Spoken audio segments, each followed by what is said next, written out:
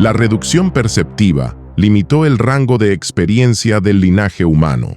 La intervención genética cerró accesos internos y disminuyó la amplitud de conciencia disponible.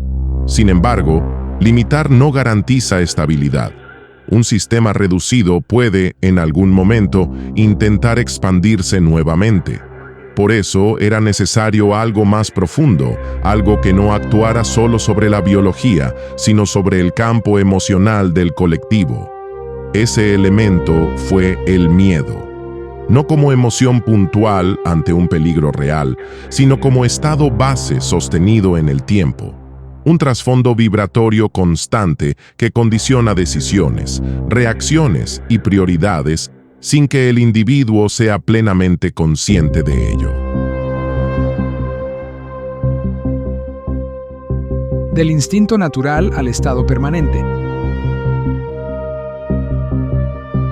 El miedo biológico cumple una función legítima: proteger la integridad del cuerpo. Sin embargo, cuando el rango perceptivo se reduce, ese mismo mecanismo comienza a amplificarse. La percepción limitada genera incertidumbre, y la incertidumbre activa vigilancia constante. Poco a poco, el sistema nervioso colectivo se adapta a vivir en alerta. La energía ya no se orienta a explorar, sino a asegurar. La expansión deja de ser prioridad. La supervivencia se convierte en eje central. Cuando la supervivencia domina el campo emocional, el horizonte de posibilidades se estrecha sin necesidad de imposición externa.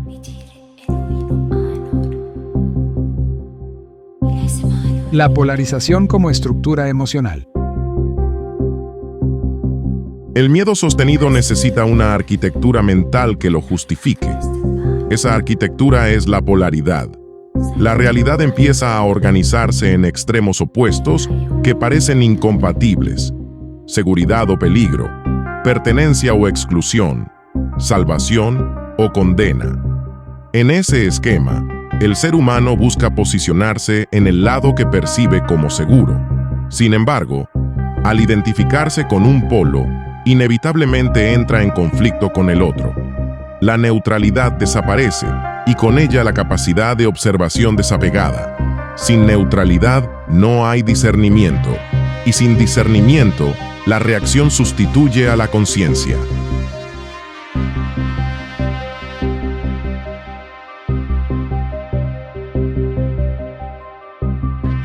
La necesidad de protección y la consolidación vertical. Cuando el miedo se vuelve estructural, surge una consecuencia predecible: la necesidad de protección. El colectivo comienza a buscar figuras que representen orden, guía y seguridad. La autoridad ya no se percibe como imposición, sino como refugio. Así, la estructura vertical encuentra terreno fértil. No necesita imponerse con fuerza constante, porque el propio campo emocional colectivo la sostiene. El poder se delega voluntariamente a cambio de sensación de estabilidad. Este intercambio energético consolida la jerarquía sin que se perciba como pérdida de soberanía. Uso del peligro recurrente para sostener el sistema. Un miedo aislado puede superarse. Un miedo recurrente condiciona. Por eso el sistema necesita ciclos constantes de amenaza, crisis o inestabilidad. No necesariamente fabricados en cada caso, pero sí amplificados y sostenidos en el relato colectivo. Cuando la sensación de riesgo se mantiene en el tiempo, el cuerpo y la mente se adaptan a ese estado como normalidad. La energía disponible para cuestionar, explorar o expandir conciencia disminuye. El foco se concentra en resolver lo inmediato. El presente absorbe toda la atención y el cuestionamiento estructural se posterga indefinidamente. La internalización del control. La capa más profunda del miedo no es externa, sino interna.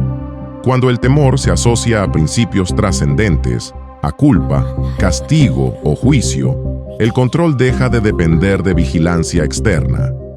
el individuo se convierte en su propio supervisor.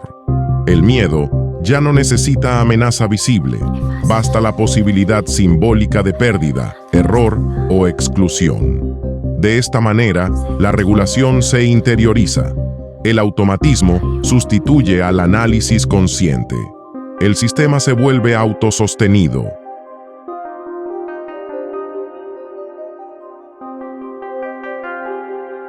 El automatismo como estado basal. Con el tiempo, el miedo deja de sentirse como una emoción identificable. Se convierte en la forma habitual de interpretar el entorno. La reacción precede a la observación, la defensa antecede al diálogo, y la competencia se presenta como mecanismo natural de supervivencia. El ser humano comienza a operar desde respuestas aprendidas que rara vez se cuestionan. Lo automático se confunde con lo auténtico, y mientras la reacción domine, el acceso a niveles superiores de conciencia permanece en segundo plano. La arquitectura emocional cumple así su función: mantener el rango limitado sin necesidad de intervención constante.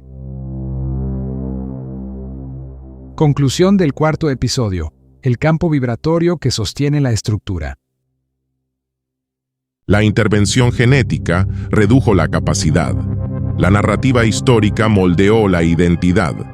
Pero fue el miedo sostenido el que consolidó la estructura de control a nivel emocional.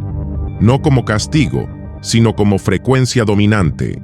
Mientras la supervivencia sea el eje, la expansión queda subordinada.